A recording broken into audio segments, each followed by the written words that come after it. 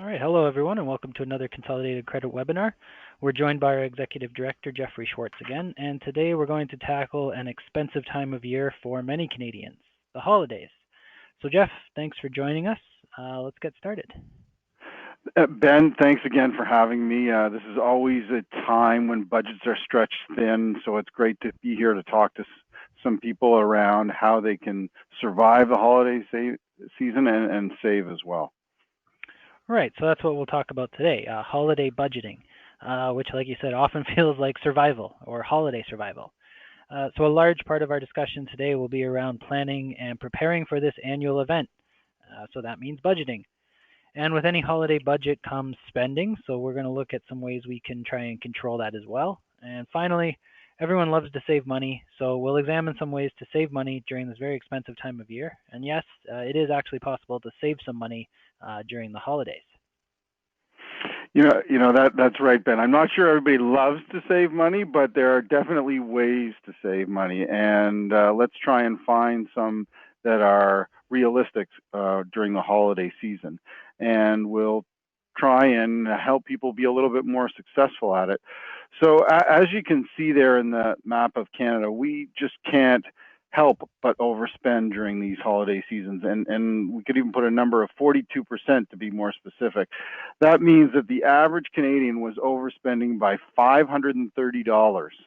That sounds like a lot of money, but it might not be a large enough amount to destabilize someone financially. But what worries me is that where that $530 came from, and most times it's just added on to your debt, your pile of debt. Yeah, so I mean that chart there, it might have been people that did have a budget or some sort of a plan that they thought would work, and then they go out and spend an extra $500. That's a really good question. Where did that $500 come from? So that's why we'll spend a bit of time covering budgets. So a big part of any holiday budget is knowing when to start. So when would you start a holiday budget? Well, my advice is always as soon as possible. For many, the holidays are an annual event. It happens every year. So if you start your budget before the holidays roll around, it'll become sort of like a habit. And as each holiday season rolls by, it'll become easier and easier. And when you start really depends on you and more specifically your personality. Some people like to shop weeks or even days before the holiday. That would be me. I love Amazon Prime. Others, like my wife or my mother, are more inclined to start much earlier. Sometimes they'll start picking up things in the summer. I've even heard of people doing their holiday shopping for the following year during this year's Boxing Week. So, like I said, it's an annual event. It happens every year. So, if it's an annual savings event like Boxing Week or Black Friday or something like that, why not take advantage there? Yeah, and I agree, Ben. I mean, the holiday season comes just once a year, but when it comes to your holiday budget, you're free to start whenever you want. And after that, it's the same steps as any other budget. All you need to do is some basic math. Only in this case, instead of income, you'll have a budgeted amount to spend. And instead of expenses, you'll have things like gifts, decorations, travel costs, entertainment, all sorts of different things. After that, just like with any other budget, you'll need to categorize these expenses and then rank them in some sort of priority sequence. Like with any budget, it will come down to wants and needs. For example, your kids will probably want everything on their list, but you'll need to set some goals and spending guides before you take off to the mall, which is why we developed our Holiday Survival Guide workbook. It's available in print and on our website, but it outlines all of these points for you in an easy-to-follow guide designed to help keep your spending on track. Right, and we're going to be referring to that holiday survival guide throughout the webinar here. So, like Jeff just mentioned, in a personal monthly budget, you're going to look at income and expenses. But in the holiday budget, we're going to look on the income side of things. Well, that's your budgeted dollar amount. How much money are you going to spend? The target amount that you want to spend for all of your holiday related expenses. So in this case, holiday expenses often include decorations, travel, and of course gifts. And as we can see, the Canadian average is over there in that graph. Travel is the big one. For holiday travel, it could be something like a vacation where you want to go somewhere warmer, and maybe you've planned that with your entire family. For others, it involves flying back to wherever they call home. And sometimes it's just getting stuck in a blizzard on the highway on the way to your in-laws' house. So whether it's just some gas money or a first class ticket to a tropical island, you're going to want to track it as part of your holiday spending. Yeah, and Ben, so if the traditional math of a personal budget is income minus bills and expenses, in your holiday budget, it's going to look more like your budgeted amount minus your holiday expenses. And just like that personal budget, we want to at least zero out, or in the best case, have some money left over. Now, however, as we just saw a few slides ago, that's rarely the case. We tend to overspend, and sometimes that means using credit or a loan because we might not have the money available to us. Right. So as much as it is simple math, it can be a little bit more difficult than just simple subtraction. So like any budget, the first thing we want to do is categorize our expenses or our holiday gifts. So who is who? How much are we planning to spend on those people? And a real important question is, do I need to buy something for everyone? So for the who's who part of it, just make a list of everyone you're thinking of, family, close friends, teachers, coworkers, everyone. Even if you only plan on getting them a card or like a $5 gift card, be sure to write it down. When you get into the dollar amounts for each person, start looking at what the bigger picture is. What percent of your budget are you spending on that person? So let's say you had a healthy $2,000 holiday budget for you and your family this year. But maybe after you go out shopping for your wife, it turns out you spent $500 on her gift. Is it okay that you just spent 25% of your budget on your wife? Now, answer carefully because that really is a personal question. But the most important question to ask is, did I plan to spend that much or did I let myself get out of control? Right, and it's really about remaining in control. And if you spend too much when you're out shopping, maybe you want to try to stick to one credit card or debit card, or better yet, use cash. When your wallet is out of cash, you're done shopping for the day. Another way to avoid this overspending is not to spend. It sounds simple, but it's not as easy as it sounds. It may take some creativity, but ask yourself if there's something you can do for that person instead of buying something for that person. You can try baking if you're a good baker. You can create personalized gift cards or coupons. You can even involve the whole family in some sort of art or craft activity and make something that's special for family and friends. Right. So, what do they want? Well, that's why we'd spend some time kind of prioritizing the list. And when it comes to personal budgeting, this is an exercise I like to do with my clients, either in the workshops or one-on-one. I get them to prioritize their monthly expenses. So it makes sense to do it for your holiday expenses, the gifts, the travel, all that sort of stuff. So an easy way to do that is just ask yourself, is blank more important than blank? Now, I know it sounds cold, like asking, is my mom more important than my wife? I mean, everyone's family is important, but as you can see in the example list over there, it's pretty common to find husbands and boyfriends bottoming out on the list. Parents, on the other hand, tend to show up in the first few spots, and rightfully so. So in terms of your holiday budget, it probably makes sense that you're going to spend a little bit more on your parents or your kids than you would on, say, your neighbor or your mail carrier. Yeah, Ben, there's a few good points there for sure. And just like with your monthly budget, once you've established what those priorities are, you can then start to look at how much money you've got to spend. It's also important to ask yourself two questions. How am I spending on this person? And what percentage of my holiday budget is that? If your total budget for gifts is, say, $1,000 and the gift you want to buy for your wife costs $400, again, are you okay with spending 40% of your budget on her? And more importantly, is the remaining $600 going to be enough to cover the rest of your gifts that you plan to buy?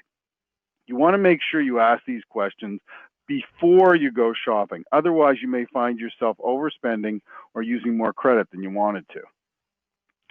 Right, and that's why we're spending so much time on, this plan. So those are all big parts of any budget. But don't worry. If you get a copy of our Holiday Survival Guide workbook, like we said, we've got you covered. The work is done for you. You just need to fill in the blanks there. So hopefully, you've hit the shopping mall or maybe you've gone on Amazon. Now you've categorized your list, you've prioritized the shopping list. Now you're ready to create it, and you've probably got something that looks, maybe like what you see there. We have, immediate family, extended family, friends, that sort of thing. So shopping is often the fun part. So I mean, go out and enjoy it. Go get the gifts, buy the decorations, start finding all those ingredients you need for cooking or baking, whatever it is. But just because you finish your holiday shopping, sometimes it feels like a great accomplishment. And yeah, I get it, it is. But it doesn't mean that you're done with your holiday budget. I agree, Ben. You need to track those expenses and what you've spent. And again, we've done the work for you in our Holiday Survival Guide workbook. You'll see that the far right column is titled Actual Dollars Spent. And that's where a lot of holiday budgets go wrong.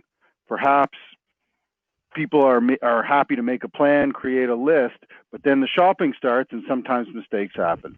They buy too much, they buy something off of the list, then they buy something for themselves. And that's why we need to track the plan versus actual spending. If mistakes happen, that's okay, you can fix them. But if there's no budget or plan in place, often the mistakes are made and nothing is done to correct them. And this is one of the reasons why I think we see such high levels of credit card debt in the months following December. So if there's a shopping oopsie and you've overspent somewhere, track it. There's really only two things you can do after a mistake is made in the holiday budget. You can either increase your budget or get more money. Or you can try and cut down spending somewhere else in the budget. Using your credit card and dealing with it after the holidays is not a wise idea. Yet, as we saw earlier, it's still a popular one for way too many Canadians. Yeah, unfortunately it is. So we really need to take some time and, as we've mentioned, come up with this plan. The holidays are often an annual event, but for many of us, myself included, we often wait till the last minute to go shopping. So it might make sense to, shop early. Like I said, we've heard about people doing holiday shopping for the following year during Boxing Week. Others, buy one or two things throughout the summer. Some start before Halloween. Whatever the case is, shopping earlier is certainly going to reduce the stress of holiday shopping. If you have anxiety around crowded malls, parking, that sort of thing, just be sure you do your research. Doing the research can literally save you hundreds of dollars. So spend some time looking for the best sales. Check out online forums, Reddit posts, and subreddits related to the thing that you want to buy, and really try and find out what the best prices are. Don't forget to look for store or manufacturer coupons, and be sure to price match. There are lots of big box and retail stores out there that price match. So that's not only a great way to save money, it's also a great way to save you some time by shopping at one or two stores instead of running all over town. Now, Ben, those are some really great tips. But at the risk of sounding like a broken record, I just want to reiterate that you need to track your spending. Remember, those planned versus actual spending variances are the biggest contributing factor to holiday-related debt. So maybe you need to just use a piece of paper and track your spending as you go. Perhaps you want to keep receipts and add them up after a day of shopping. And if you're going to use plastic, be sure to try to keep it to one credit or debit card so that your spending is much easier to track. Right. So we've been covering holiday spending and holiday debt pretty much every year for the last 11 years or so. As such, I think we've been able to put together a pretty comprehensive list of tips and strategies that can help you save during this expensive time of year. Firstly, think about your favorite holiday memory. Did your holiday memory involve expensive or elaborate gifts? Probably not, right? So just keep in mind that memories are often cheaper than gifts. Is there any new tradition or a memory that you can try and create or recreate this year? Next, like we said, you can always see if you can make something rather than buy something.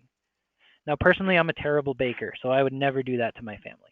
But I'm sure they might like a photo album or a scrapbook or something I could put together with some dollar store supplies for, under $10. Another trend I see around the holidays involves charities and donations. Now, many people are geared up to give during the holiday season, which, that's a great thing, but not if it's going to impact your personal financial situation negatively.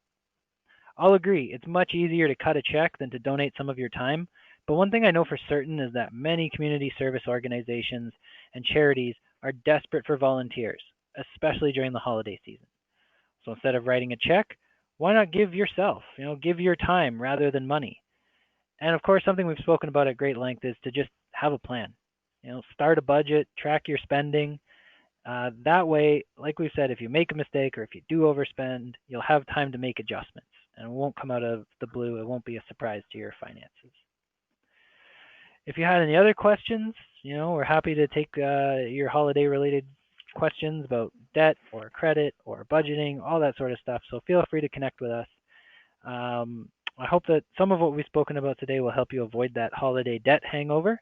And if you wanted to learn more about or speak to one of our financial counselors, please be sure to check out our website and feel free to contact us at the information you see there. I'd also like to thank our executive director, Jeff, again for being with us here today, and I hope that you all have a happy holiday. Thanks, Ben. Pleasure to be here. But just one more thing. For some awesome savings tips, we have been putting out a campaign on Instagram and other social media platforms for several years called 100 Days, 100 Ways. It's a savings tip each day for the 100 days leading up to Christmas. So follow us at Consolidated Credit CA. That's Consolidated Credit CA to see them. So all the best, and have a great and prosperous and happy holiday season. Great. Thanks again. Have a great day, everyone.